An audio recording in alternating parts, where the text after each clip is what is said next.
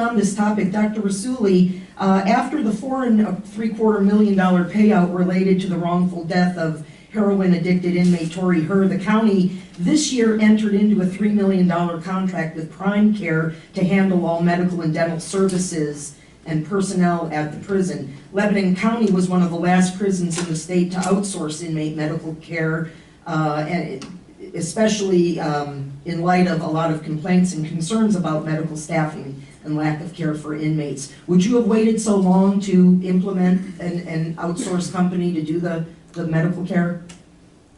No, I would have looked in to see what the other counties are doing and connect with them and see what they were outsourcing, and then probably begin the outsourcing as soon as possible. The whole situation at the prison, I believe, should have been looked into further, and possibly we would have made that, or the commissioners would have made that that decision faster than they did.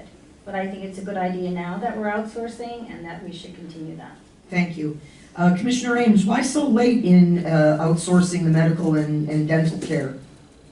Well, I wouldn't use the term late necessarily. I think we did it in appropriate and reasonable timing.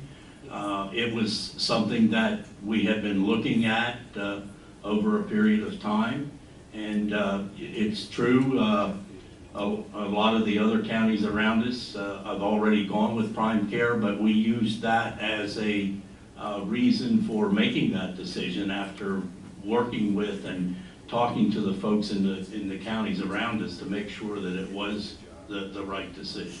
Very good, thank you. Commissioner Litz, were you pleased with the timetable in terms of going to Prime Care, or do you think it should have been something looked at sooner?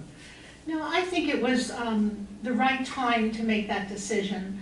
In the past, we had really the benefit of a local hospital, Good Samaritan, and we would give them $50,000 a year, and they took care of all of our medical needs when we had to take our prisoners there. And of course, WellSpan took over, and things had to change, and we paid a little bit more, but they accepted the Medicare, Medicaid rates, that sort of thing. So we still had a very financially stable position. I think what happened to Tori Herr was very sad, and my condolences to the family.